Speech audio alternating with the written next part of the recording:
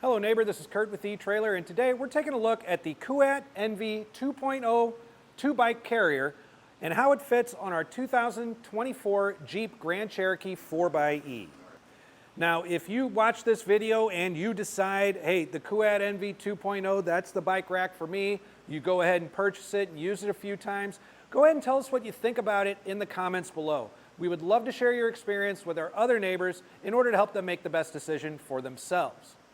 Now, if you've been on the hunt for a premium two-bike carrier to travel back and forth with to the trail on your Grand Cherokee, this is an excellent option. Kuat is a really well-known name in the bike carrier industry. They make high-quality goods, and design-wise, I think they're very aesthetically pleasing as well. The version we've got today is in the gunmetal gray. It is, however, available in a black option, available right here at etrailer.com.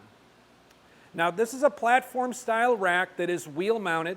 There are 2 points of contact, the hook and arm right here we have attached to our wheel, and there is a ratcheting strap back here in the back wheel holding it down. It's going to have a 60-pound per tray weight capacity, so it's going to be able to accommodate a lot of those e-bikes that are out there on the market now. Now, as far as how it fits with our Grand Cherokee 4xe, one of the first things I always want to take a look at is what kind of spacing I have between the bike and the vehicle.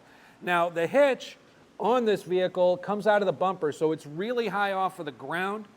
But with that, that really helps keep these handlebars cleared out of the way, and these are 15.5-inch handlebars. This is a pretty large frame bike.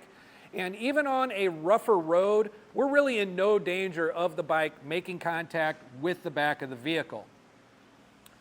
Now, like any platform bike rack, we are going to have some visual obstructions coming out of the back. Because it sits so high, the bikes are going to be in pretty much full view out of your rear window. We're going to have some blockage to the taillights as well as the license plate and rear view camera as well. So it is important to understand just what kind of footprint this is leaving behind your bumper. So from the bumper to the furthest point of the rack is going to come out to right at 32 inches. So keep in mind, you've just got a little bit less than 3 feet extra back here that you're going to need to account for whenever you're backing into a tighter space or trying to parallel park.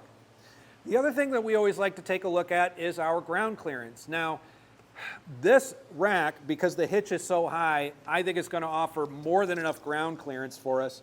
In fact, we've got 28 inches of ground clearance at the furthest point, and we've got 19.5 inches of ground clearance coming out of our shank here. So that's more than enough, in my mind, to not really have to worry too much about any steep inclines or driveways that I might come across. However, it is important to keep it in mind. Now, I had also mentioned that with this bike rack, we are going to have a 60-pound per tray carrying capacity. So you're going to want to make sure that you're comfortable lifting your bike up almost 30 inches in order to get it loaded and unloaded from this rack. Now, one of the most common questions we get with these platform hitch bike racks is, how do I get access to my lift gate? Well, the Kuat NV 2.0 actually does have a tilt-away feature. It's activated pretty uniquely through this lever right here. It's very easy to just pull that back and lean the bike rack back towards you. Once we have that done, we're going to have enough clearance to get in and out of our lift gate safely. And now we can get in here and grab any extra equipment we might need, change our shoes, grab our helmet, anything like that that we're going to need on our bike ride without actually having to physically remove the bike. You might also, on the way home from the trail, end up wanting to stop for groceries or something like that, and now you can get everything loaded and unloaded in the back, again, without removing the bike from the carrier itself. And in order to get it back into its riding position, we don't need to engage the lever. We could just lift up against it. Once we hear that click, we're back up and locked into our riding position, and we're ready to get back on the road. Now, loading and unloading your bike rack is a very simple process, and there is 1 or 2 features that I want to point out before we do. One of the really great things about this rack is that housed in here inside the tray, we are actually going to have a cable lock for each tray that you can loop around your bike frame and lock in place. And the key for it is located under this dust cover right there. And that's going to be key to our included locking hitch pin. So one key is going to be able to operate this entire bike rack for you.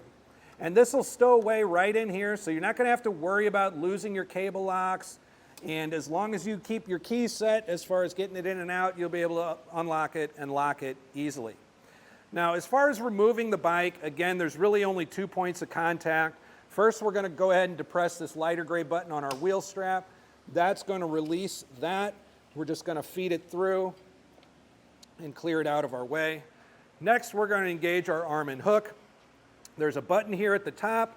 We're just going to depress that, lift up on our hook, and clear the wheel. Now we're free to go ahead and remove our bike, and we are ready to either store it or hit the trail. Now, when the bike is unloaded, the NV 2.0 also has a stowaway feature. We're going to use that using that same lever we used to tilt it away. However, this time, we're just going to lift up against it instead. Now, with that, we've got it folded up a lot more flat against the back of the vehicle. We've reduced our footprint behind the bumper down to about 15¼ inches. So we pretty much cut that footprint in half back here, but you still have a little more than a foot you want to take account for because you are going to have your rear view camera and license plate completely blocked. However, we did regain full visibility out of our rear view window, and other drivers are going to be able to see our taillights.